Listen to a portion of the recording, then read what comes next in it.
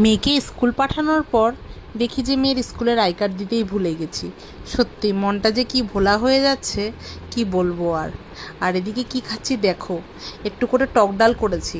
তো আমার যে শুধু শুধু টক ডাল খেতে খুব ভালো লাগে, তার জন্য একটু টক ডাল আমি আগেই টেস্ট করে নিচ্ছি।